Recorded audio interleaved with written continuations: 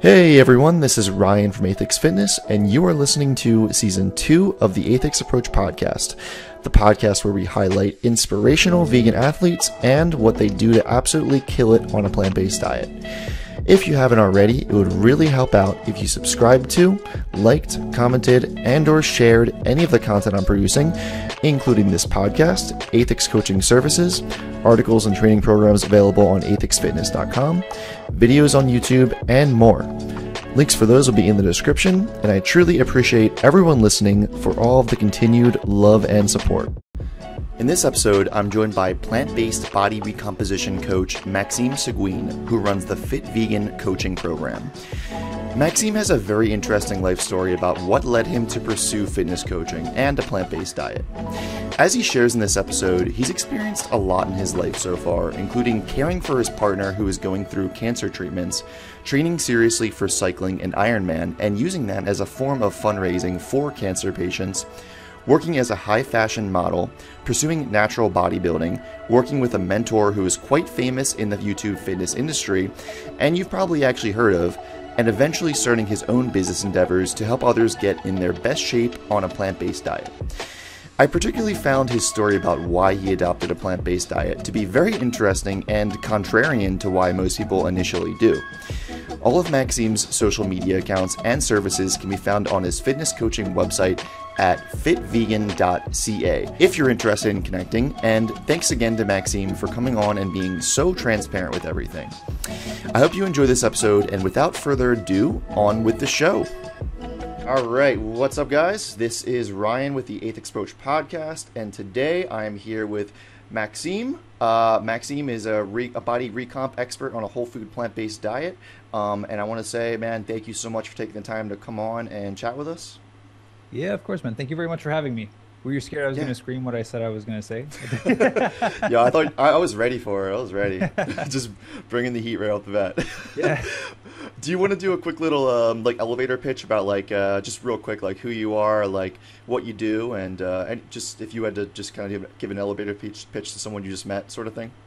Yeah, for sure. Well, ultimately, everything I do is built around the mission of helping people get lean, thrive, and disease-proof their body on plants. And so I run 6 different companies within the same space to help accomplish that mission. So I would say I'm an entrepreneur. I've been an athlete. I've done Ironman, bodybuilding, powerlifting, high fashion modeling, basketball. I've done every single transformation you could ever think of under the sun. So just deeply passionate about fitness, plant-based eating, and helping people reduce their risk of chronic illnesses. Dude, that's amazing. Yo, how many times have you practiced that? That sounds so good. It just came out on the spot. Damn, that's amazing, dude. I wish I could talk like you. That's so cool. All right, so what kind of got you into the whole, I guess let's start with fitness. What kind of got you into fitness, first of all? Did you start at a young age? Were you always into sports, things like that? Yeah, so growing up, I was into martial arts. So my dad was like, Cool. Loved martial arts and kind of like Bruce Lee and Jet Li and all these guys. So he got us into that. We became 2nd degree black belts, and then it kind of like went into high school, and then it was like basketball. I'm 6'4", so I'm really tall, and my dad is 6'8". My mom's like almost 6 foot, so we're giants in our family. So basketball, volleyball was always a part of the conversation. So I was like, let me just play ball. Let me just try to play basketball for the team. But I was really skinny, man. I was shaped like a spaghetti noodle. Like I was just tall and thin. I would waver when the wind would come around. And so when I got into my last year of high school, had some talent. I got recruited for college ball, and they're like, all right, like, well, you're gonna be a center because you're 6'4", but I need you to get bigger because you're like 1'8", like I think it was like 170. I think I was like around 160 pounds to 170 pounds. Yeah. And so that's when I was like, okay, well, I need to strength train, right? Because that's the thing that people do when they want to build muscle. And so I asked my dad, who had done like a lot of like bulking phases and all that. I was like, man, like I want to get bigger, and I'm turning 18. So I was like, what do I do? He's like, all right, here's my old plan that I used to do. It was like 5,000 calories of clean food. There was no shit food. That's a lot of volume. It was 5,000 calories of clean food, heavy strength training. I went from 160, 60-ish, my last year of high school, to 240 pounds when I started college. I bulked up. I got so big. And that's when I kind of like discovered the love for lifting. I was like, man, I can manipulate my body like that. And just a little caveat, like I was bullied for being like skinny and all that fun stuff. So I was like, let me just get jacked. That way no one can mess with me. So that's kind of like what got me into fitness originally. Yeah, dude, I can totally relate there. For me, it was more of like not sports related, but it was more like insecurity about just being skinny in general. So I totally understand what it's like being in high school, being like the skinnier, taller kid. Like I was always lanky and like, not like totally picked on too much, but definitely a little bit here and there. And I was like, you know what? No, I'm gonna get jacked and like put those people in their place. Yeah, that's the exact reason why I did it. Yeah, just so you gained that. So what was your rate of progress there in terms of going from 180 to 240? Was that like a couple years? No, no, no. That was like 8 or 9 months. Oh my God. Yeah, but you have to understand it. Like I came from someone that played ball in high school, Yeah. and then I just stopped so that I could bulk. So I stopped Uh-huh. cardiovascular. I just lifted heavy. Mm-hmm. I never really strength trained before, so newbie gains was a part of that. Mm-hmm. And then I went from eating maybe like 2,000 calories to 5,000. So Mm-hmm. I wasn't shredded at 240. Yeah, of I course, was of course. chunky. I was chunky and strong. But yeah, so a lot of it was like newbie gains because I'd never really lifted before, and Yeah. then a lot of food and stopping the cardiovascular output. Yeah. Mm-hmm. Yeah, that definitely happens. Just like when a young kid, 17, 18, 19, whatever, starts trying to bulk up and starts strength training, they blow up and everyone's like, what? But What are you on? that's, yeah, exactly. Yeah, yeah. I was like working at a restaurant at the time and I gained like, I mean, for me, it wasn't that drastic. It was probably like, still like 20, 25 pounds though. And like my boss was like, yo, are you on the juice, man? I'm like, what's juice? Like, the hell? What are you talking about? Like orange juice? I don't Yeah. know.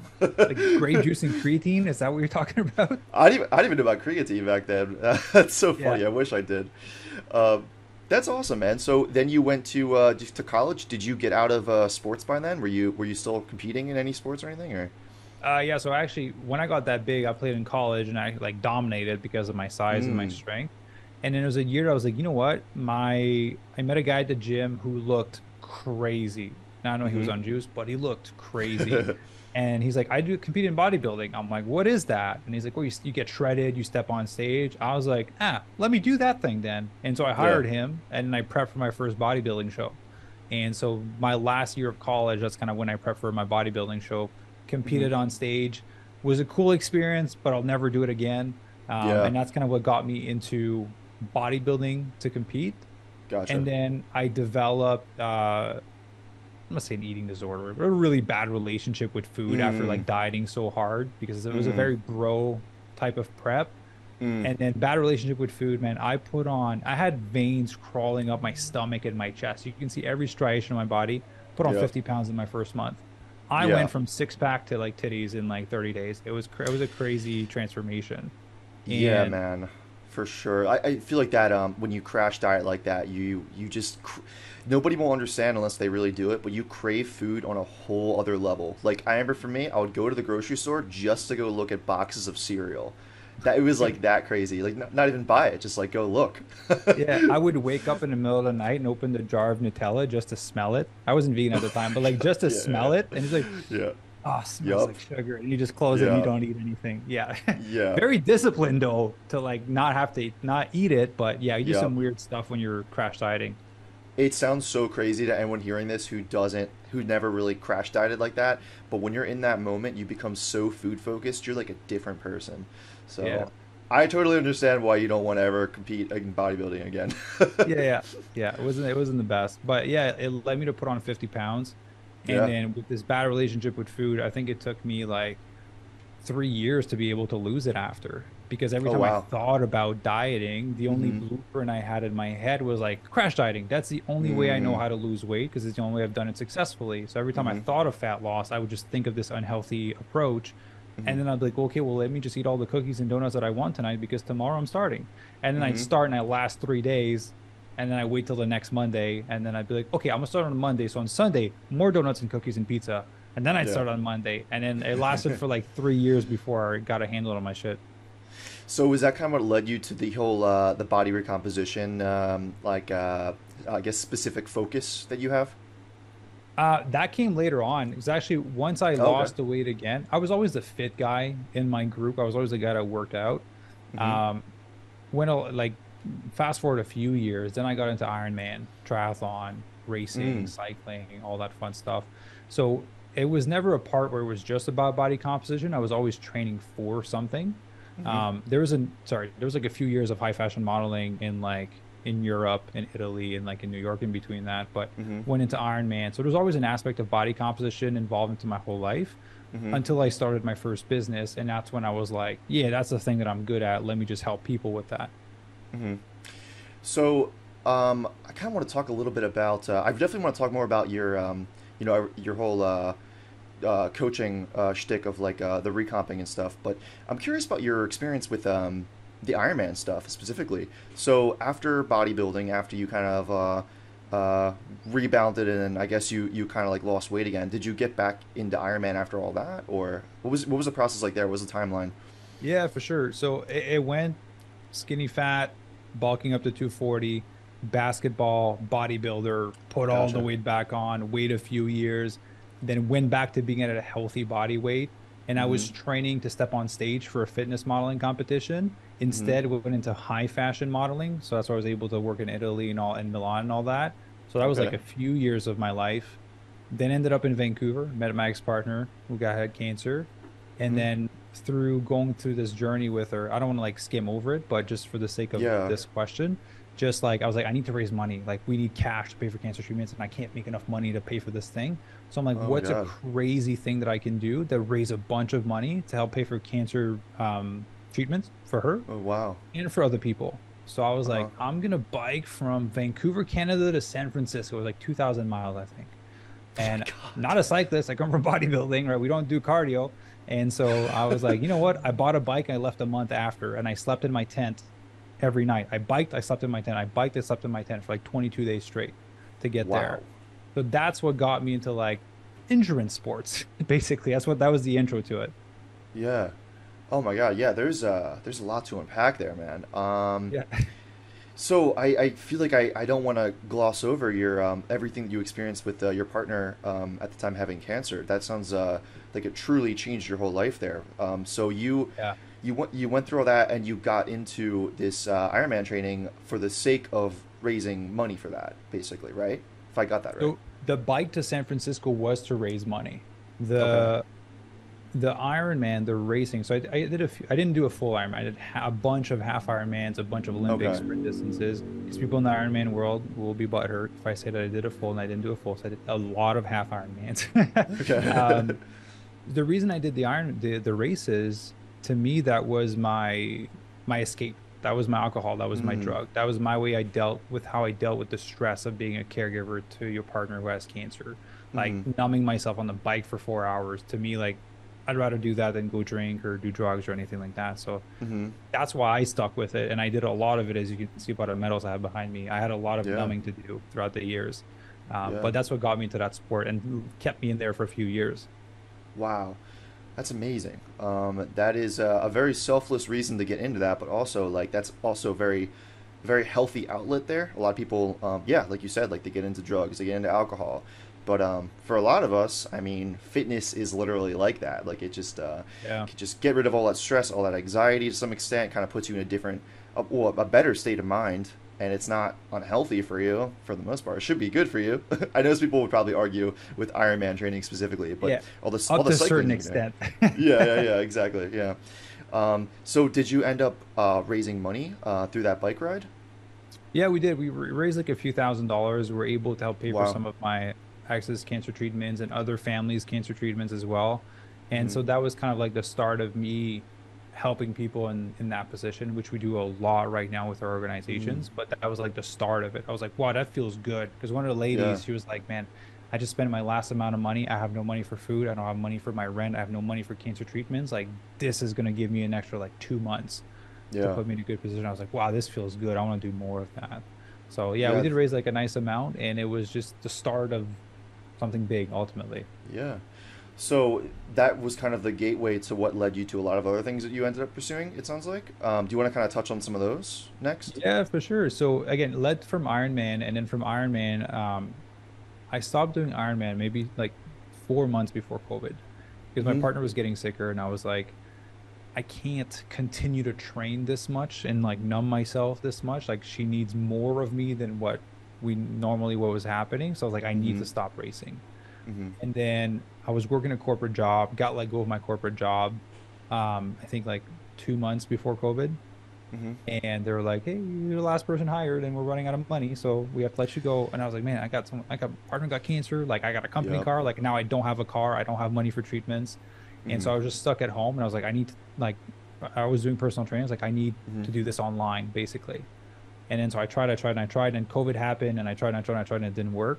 Yeah. Hired my first mentor, game changer, blew up everything, and then Hmm. that's kind of like what got me into business, into helping people not be in her position. That is it. That Hmm. is the whole mission. That's always been the whole mission, was Hmm. to help people take care of their health and their body so that they don't end up in a position with a chronic illness that is, again, going to restrict the quality of their life. That's going to lower the duration of their life, or potentially that's going to end their life ultimately. Yeah.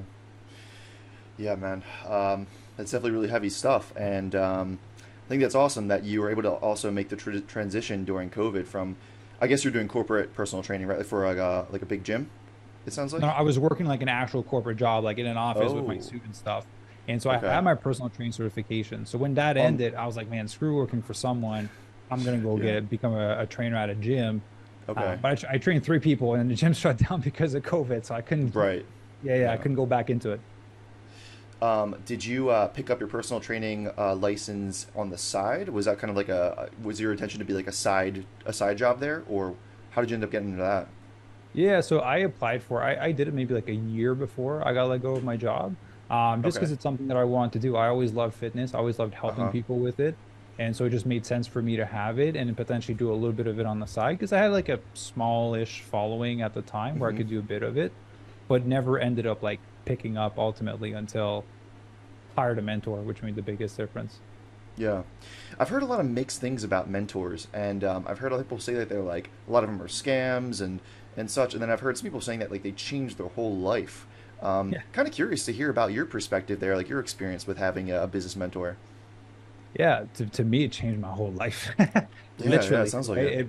It made me from like, we have like a 7+ figure business now, and I was making $12,000 a year working at a Hmm. smoothie bar, right? When Oh I my started God, all of yeah. this, right? Like a year. And so when I hired my first mentor, to me, it was like I took a bet on him, and it was Hmm. more of a value piece. He was a Christian man, he was a family man, and he was just like promoting Hmm. balance. And so, I made a leap, man. I literally, this is a fun story. I have it tattooed on my finger, but I had $34.37 in my bank account. And Oh I my God. and he told me like, hey, it's this amount of money to work with me. And I sent him a screenshot. I'm like, dude, I got $34.37. And he's like, hey, if you're actually in this position that you're in, you're gonna find a way, right? And so I was like, okay, well, for like 2 weeks, I was like depressed. I was like, I can't find the money. And then my rent was coming up. And so, like, I have nothing to lose. Let me just call my credit card company, which again, overloaded with cancer treatments. I owed so much Hmm. money on it. I was late on my payments. And I was like, yeah, I need to buy this thing. Can you give me an extension for it? And they did. So as soon as Wow. they did, I called up my mentor. I was like, dude, take the money before they change their mind.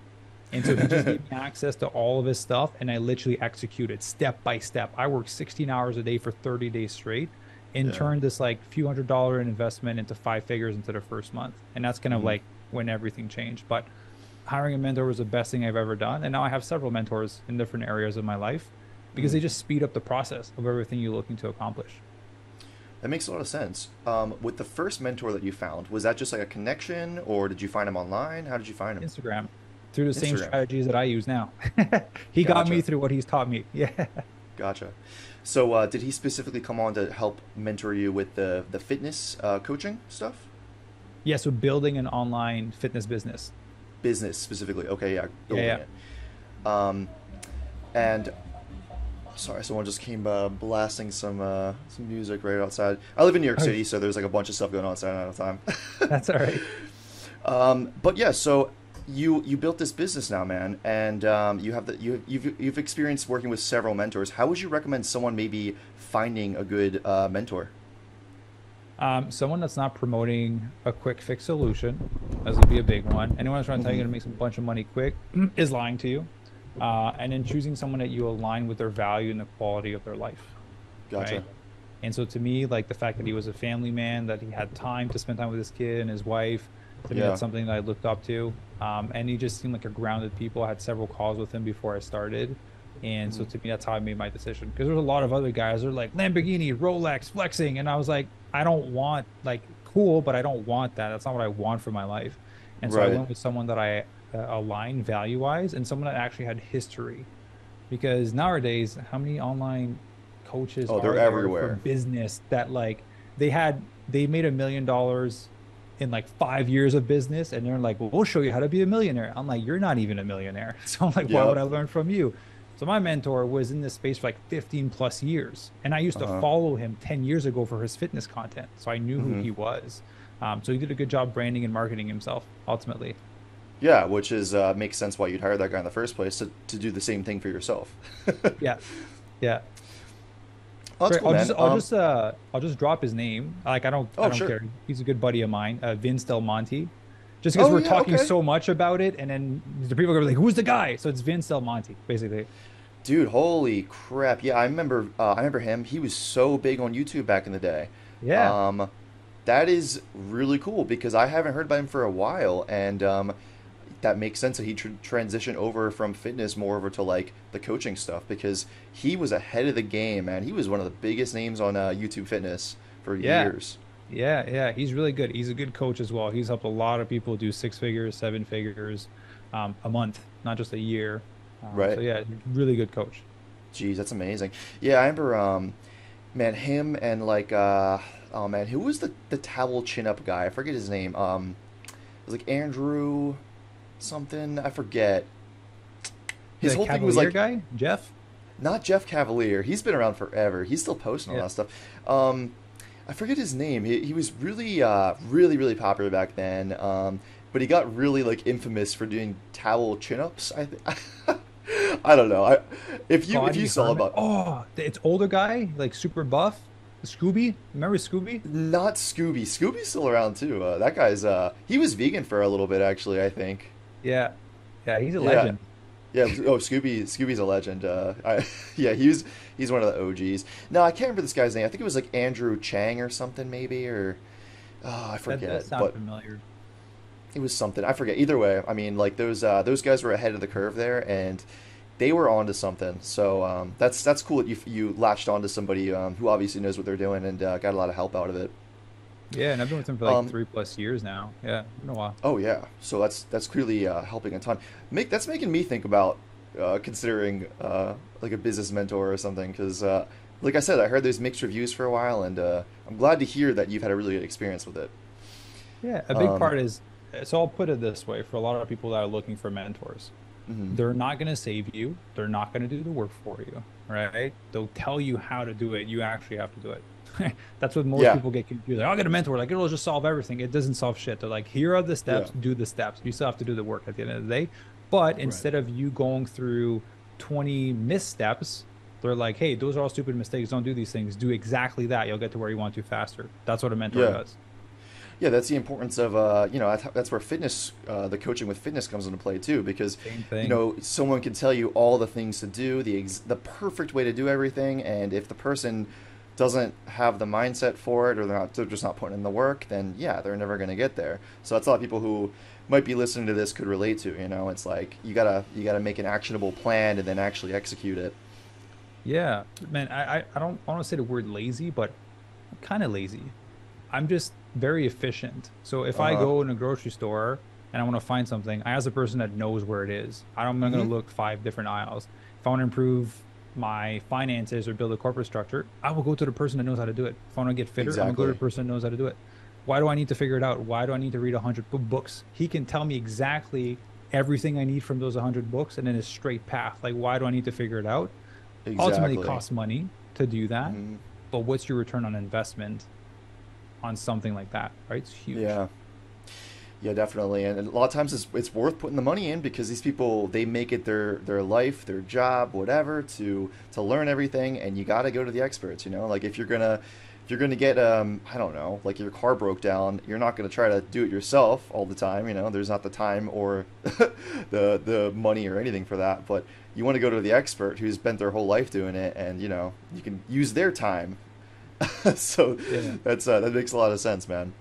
Yeah, I think there's two different types of people in the world. There's the people that will go on YouTube and trying to figure out how to fix their car themselves. I don't know what your level of confidence is to drive that car after you fix it yourself. Or there's Yeah. people that are going to go to a mechanic, right? So to me, with the bigger impact that I want to have, it doesn't make sense for me to be a master at all of these things, right? Hmm. Let me just hire the people that are masters. As you build, you're able to afford more. I didn't start there at 34 bucks in my bank account, but as Yep. you build, you're able to afford more things, and then you're able to move a lot faster. Then you have a vehicle that moves a lot faster versus trying to master everything, which is going to bring you nowhere, to be honest. Yeah. Exactly. Yeah. You can't be good, amazing with everything. There's just not enough time either. So, Yeah. I love that. I love that advice, man. Just turning to the expert when you need to. Trusting the people who got there before you to to help you out. I mean, that's so important. Um, Maxime, I also want to go. So we didn't get to touch on it yet. I want to hear about your reasons for switching to a plant-based diet and everything. Yeah. Where in this timeline so far did you go to a plant-based diet specifically? Post bodybuilding being fat to modeling Oh, okay, okay. because So I did was you sorry. get? Oh, go ahead, go ahead.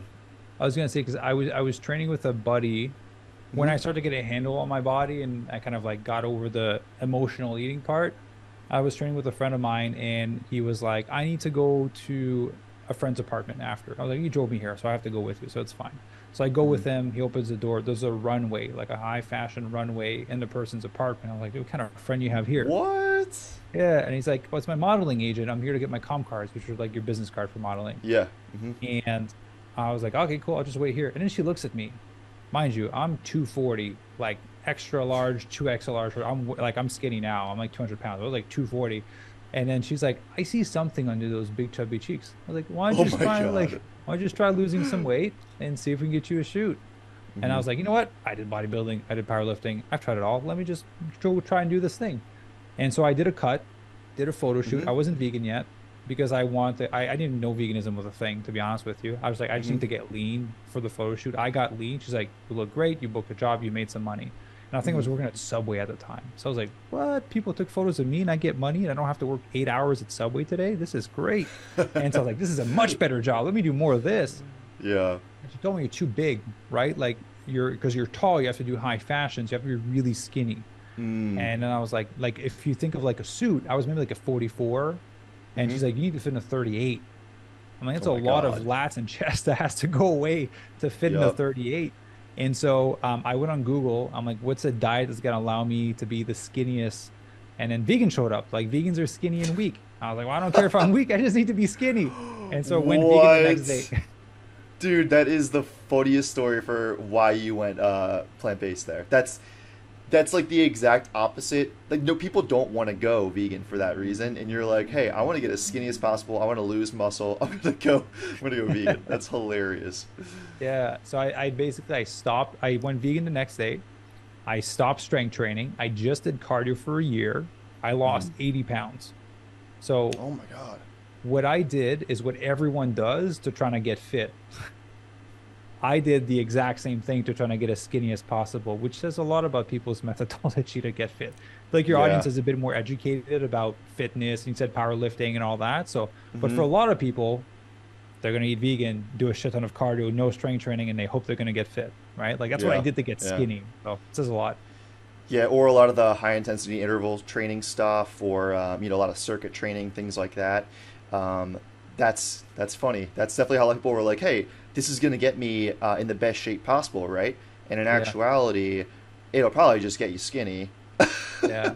which I like lost is I lost it's some like people's pretty goal. much Yeah. all my muscle mass, which was the point, Mm. right? Yeah. Hmm. That's so funny. I love hearing that story, dude. That makes me crack up. That's hilarious. It's like I'm gonna go vegan to lose all my gains. I made myself a hoodie. It says losing gains. I literally did it. I have a photo of me in the gym like man, almost like 9 years ago. Yeah, it's pretty funny. That's hilarious. So that was the reason why you switched to a plant-based diet. What made you stay on a plant-based diet? Because I feel like those have to be different reasons, right? Oh yeah, for sure. Yeah. So again, I was a big meat eater. I grew up on a farm. Like we like Mm. killed our own chicken, our own geese every year. Like we were like redneck, living on a farm, living off the farm. Hmm. And so we made fun of vegans. And so my whole food was around chicken, steak, dairy, cheese, all that stuff. So when I went Yeah. vegan, I think within a matter of weeks, my nose started clearing up. Mm. I could breathe better. And then there was a tension in my forehead that went away. But the crazy part, I didn't even know my nose was clogged and I had tension in my forehead because that's how I'd lived my whole life. So it was like, that's just how I feel. And then until I felt differently, I was like, oh my God, I can breathe better. And then the fogginess that lifted off my brain. I always had a hard Mm. time in school.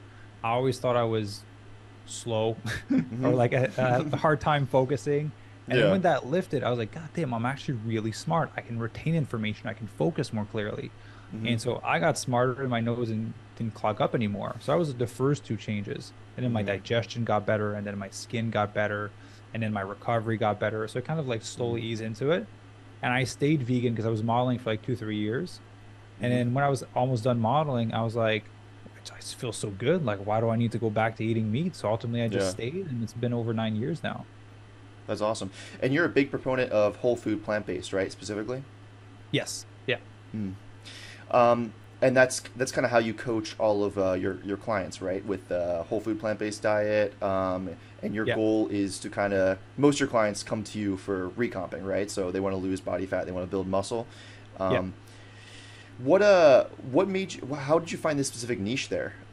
Curious to hear about like I think we kind of touched on it a little bit earlier, but maybe if you want to get like Yeah. a little more in depth, I feel like that'd be pretty interesting. For sure. Well, I'll give you the real reason. And I do tell people that on our calls together. Hey, Mm, listen, my mission is to help reduce your risk of chronic illnesses. So, mm, what's the best way for me to have control over that person, that area of that person's life that would cause them to disease-proof their body? Two mm, things: being active, eating whole food plant-based. mm, What can I give them so that I get that in return? Everyone wants to lose weight and be fit. I was like, mm, great, let me help people improve their body composition so I can make them eat in a way that's going to reduce their risk of chronic illnesses. mm. That simple. That's why I put it that way. That's why I built it around that. Yeah. Yeah, that's awesome. That's awesome. Yeah. Um, and let's see. Let's touch on some more. I'm curious about like what an average day of eating kind of looks like for you, specifically. Um, what what kind of meals do you eat? Like higher protein in general still, or do you kind of just like eat for health over anything else? What's Well, your approach there? I'm doing a cut right now, so my Okay. protein is a little bit higher because I'm in a deficit. Um, I'm a few weeks in. I'm like sorry, like a month and a half, 2 months into the cut right now. So I'm probably like 25, 2,600 calories. So it's a little bit Mm-hmm. lot lower. Usually I'll like maintain or bulk around like 34. Mm-hmm. So a little bit of hunger. That's why I have my sparkling water here. I But love it. typically, I'll start a smoothie off in the morning. Uh-huh. Have a little like one scoop of protein powder in there, unsweet almond milk, some bananas, some berries, some spinach, some kale, some chard, Mm-hmm. maybe a little bit of flaxseed in there, and add some ice cubes and huge volume on that. And then for lunch, we're probably gonna have like a Buddha bowl with some tempeh, some beans, some rice, bunch of different vegetables, some avocado. And Mm-hmm. then for dinner, just whatever my fiance and I want to make. So sometimes it's Mm. like vegan tacos, vegan wraps, simple, really simple meals, but Yeah. it's either like a stir fry or a Buddha bowl, which is basically a stir fry is a cooked Buddha bowl. It's basically the same thing. Yeah. So variations of that, just so we can have more diversity with the grains and the vegetables that we add in there. But Yeah. right now I'm about 3 meals a day, just because calories are lower. When they're Mm-hmm. higher, I'll have more meals. But I Mm-hmm. like to kind of like sparse my food later in the day, because if I start Yeah. eating at like 7 a.m., man, Yeah. I'll be done my food by noon and I have nothing to eat. So I'm just kind of like delaying it a little bit. Yeah, that's usually my approach too. Whenever I start like cutting or trying to stay leaner or something, I usually push my breakfast to like I wouldn't really call it intermittent fasting. It's not really that intentional. Yeah, I usually push breakfast to like noon, maybe even like 2 p.m. or so. Yeah. But yeah, that really just helps me a lot. Are you a coffee drinker by any chance? I cut out caffeine in January fully. Oh, okay. Yeah. Oh, how would you describe your experience with cutting out caffeine? I've done it multiple times before, but this is the Uh-huh. longest I've kept it. Uh-huh. Um, yeah, it just the first week you're always tired. So I always tell people, if you're gonna cut it out, like be ready to take naps if your schedule allows it. So I Mm-hmm. always, when I cut it out, I was in Cabo for a 2 week vacation, where I proposed to my fiance. It was like super cool on the boat. It was awesome. Oh, Um, nice. so I was just taking some naps when I cut it out. And then ultimately your system kind of regulates and your natural energy starts to come back up a little bit better. But yeah, Mm-hmm. to me, I needed to cut it out at that time. So yeah, just a little tired for a week. Yeah. Yeah, I cut it out a few times before too, and I kept putting it back in just because I love coffee, man. I'm definitely addicted to caffeine at this point, but I don't know. I just like I feel like coffee just makes me a little happier in the morning, probably because I'm addicted to the caffeine. Well, But here's yeah, what I found. It makes me dumber to drink coffee. really, Yeah, so that's the whole reason why I stopped drinking it. So when I you just was don't feel as sharp. no, it's not that I feel sharp. I feel scattered.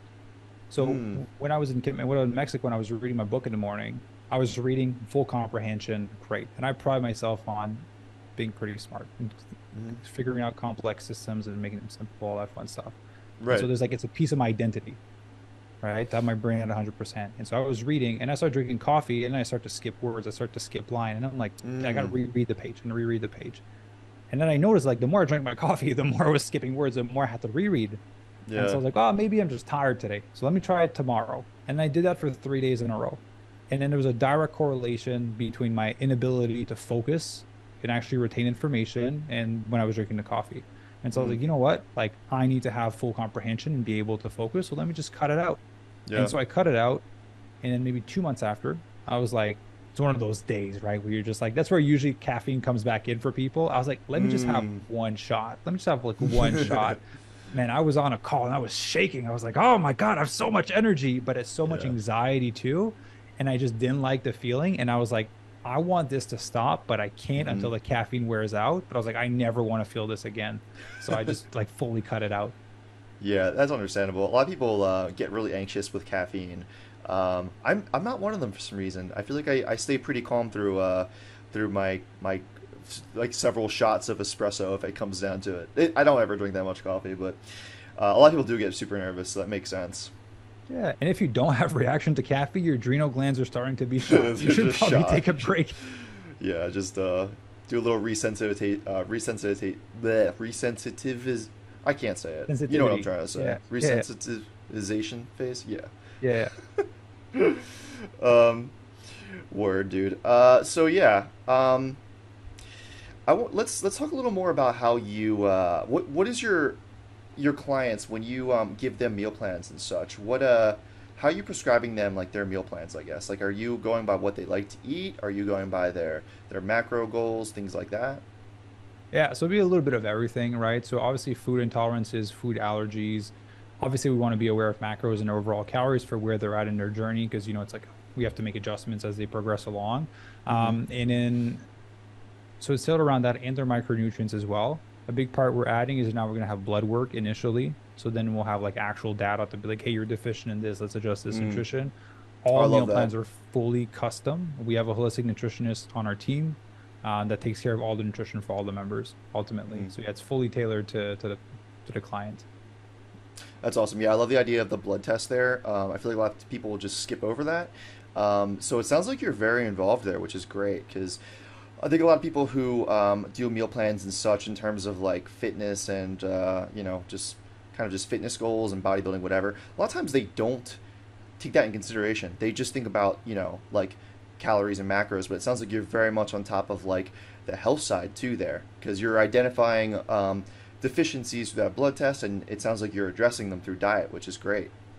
Yeah, of course. And the whole mission is to reduce the risk of chronic illnesses for people. So you can Mm, hit your macros all you want, but if you eat shit food, you're gonna get sick. You're not gonna feel great, right? So the yeah. quality of the food matters tremendously. Hmm. Yeah, that makes a lot of sense. Um, and then in terms of like training and everything, do you write all? You guys write all? Is it just you who handles everything, or do you have a team? No, Or I have a team behind me. We okay. have like, maybe have like 100 members right now. I handle Oh about wow, five of them. I have wow. only a few exclusive members that I work with. Typically, they're like CEOs, entrepreneurs, super busy that need a bit more like help, basically. Yeah, sure. So the majority of people work with our team. So we have a doctor of physical therapy on the team. We have certified personal Amazing. trainers. We have holistic nutritionists. So majority of people work with our team. Mm. Um, and does everyone that you work with are they all eating plant based? Is that how the meal plan works, or do you guys work with anything else too? Yeah, of course. So for a long time, it was just for vegans, and then we opened it Mm, up to people that want to transition to eating plant-based. And Oh, so cool. whether someone wants to eat 70% plant-based, 80%, 90%, 100%, we'll help them with that as well. The goal is to get them there in the end.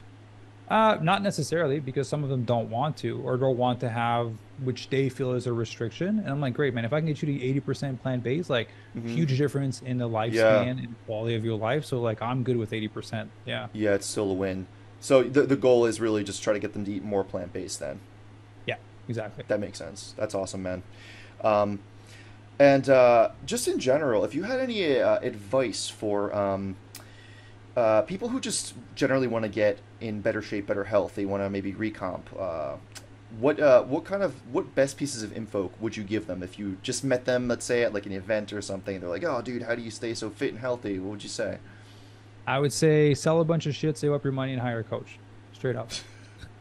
Because I'll be That's honest with great. you, what's the alternative? You're gonna go on YouTube and watch pieces of advice from 50 different guys that look great. Probably half of them are on juice, and some of them are gonna say things that contradict the other, and then you don't know Mm, what to do. So then you're like training in many different directions. There's no, progressive overload. There's no basics to what you're doing. It's all over mm, the place. Right? You're yeah. running with like a chicken with no head. Bad analogy for vegans, but running with like a chicken with no head. Yeah. And so you're in a sea of information that you don't know how to put together to get the outcome that you want. To Yeah. me, I value time tremendously. And so it's like, man, sell your old iPod, sell your old iPad, like get some money, get a coach. He'll tell you exactly how to do it, follow the plan, then you're Mm, gonna get results. And on top of that, what's get added to it, your identity starts to shift. I'm the fit person, I'm the healthy person, I'm able to follow through on things that I said that I was going to do. That jacks up your confidence, which is true confidence. That translates into your relationship, that translates into your career, that translates into your business. And mm, so just this one area of life, if you master it, it's the foundation to being able to level up all other areas. So generally my piece of advice is get guidance somewhere, mm, right? Whether you have to like work a little bit longer, sell some old shit around your house, which most people have, mm. you can easily afford a coach. Yeah. That's good advice, and it's also pretty original. I feel like most people wouldn't say that. I really like to hear how much that coach and the coaches that you work with really influence your life, and how you're also giving back to the community by, also being a coach yourself and having this coaching business. Yeah, of course. So coaches are what changed my life ultimately, and that's why I'm such like a big fan of them. So Vince Monte was my first mentor. I brought on some people from like a financial aspect, from a philanthropic aspect. I don't know if you know who Tony Robbins is. It sounds familiar, but I don't think so. Oh, he's like the guy that started the coaching industry like 40 plus years ago, basically. He's like a Oh self-development wow. guru. I think that doesn't do it justice, but anyways, I joined his platinum partnership to have access to him and an elite group Mm-hmm. of people. That's been a game changer. Just the networking and the extra additional knowledge that you get from being people that are in a different position. That's been a Yeah. game changer. And so to Yeah. me, instead of moving at 1x, which is the regular speed of life, I'm moving at like 50x. Because Yeah. if I want something and I want to do something, I can just go to someone that's very successful at it and I have access to them now and be like, hey, I want to do this thing. They're like, great, do exactly this, because if you do this, you're going to waste 10 years and like 500K. I'm like, great, let's Yeah. just do this because that's so much cheaper and so much faster. So I just like to ask people that know how to do the thing. So I don't have to figure out how to do it. I just get to execute on the plan or put my team to execute the plan. So Yeah. that's what's brought a lot of value. And obviously, from a lot of the knowledge that I've gained in my own experiences, I'm able to pass that off to our members, right? All of our members, I mean, I'm upfront about them with this. Training nutrition is like 20% of their program, right? 80% of our program is psychology, right? Because, I give you a great plan. If you don't stick to it, nothing's going to change, right? I'm not, Mm-hmm. I'm not a magician, I'm a coach, right? So I obviously Yeah. need you to stick to the plan. So limiting beliefs, self-sabotage, the things that are going to show up that are preventing you from doing the thing that you need to do. So we spend a lot of time on psychology, and that's kind of where I provide additional value in that space because a lot of my field of expertise. Mm-hmm. But yeah, it's a game changer. You literally are buying speed, right? Not the drug, the like actual speed to achieve success in your Yeah. life. Yeah. Yeah, I also like that a lot too. The psychology is really important. That's a really important aspect. So the coaching you guys provide sounds very holistic. It's not just like I guess when I first originally heard about what you did, I thought it really was focused only pretty much exclusively on recomposition, like getting into better shape. But it sounds like it's very much getting into better health, and which obviously comes along with your BMI and your everything, what you're doing to get there. but also just like the mentality of it too. And so that's really awesome, man. I think that's much needed in the space there, because I think a lot of people who call themselves coaches and such, they don't maybe that's not their thing or not, but they don't even really consider it, and it's very much a possibility. And yeah, I think that's awesome. You combine everything. No, I appreciate that. Yeah, it's basically I want people to be able to live to their fullest potential. You need to have Hmm. the right body. You need to have a healthy body. You have to be have a mobile body. You have to have a body that's not going to cause you any limitations. Your mind needs to be clear. You need to be thinking differently. So just want to help people live to their fullest potential. Basically, I think it encompasses everything that we're doing for the members. And if you listen to any of the video testimonials that they have, like the mindset is like its biggest part, right? Like that's the main Hmm. thing that comes back out of all of them. Yeah. Um, so what about for you? What's the next step for Maxime? Ah, great question. I'm building an empire so I can reach my mission that I set for myself. So when my ex-partner passed away from cancer, um, I made a promise to myself to impact the lives of 10,000 people, to get Hmm. lean, thrive, and disease-proof their body on plans. And a million by 2033, which is the age I will be when she passed away. She was older than me. And then a million by 2050. And so to me, I realized that if I just do fit vegan coaching, which is, Hmm. a great program, some people won't connect with me. I'm too skinny for them. I look funny to them. I talk funny for them. So they won't connect with me.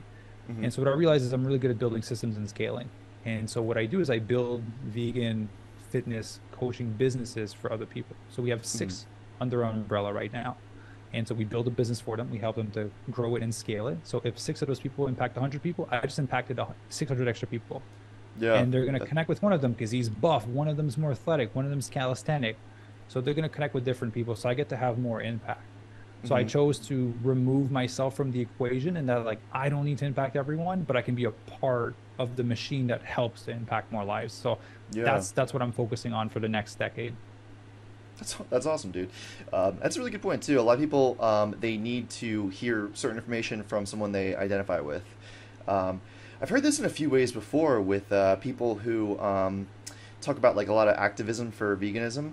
Mhm. They say that a lot of times people won't listen to somebody else who has like a very strong, like assertive voice with that kind of stuff, and maybe that person will listen to somebody else who's very scientific and like factual, less emotional. Yeah.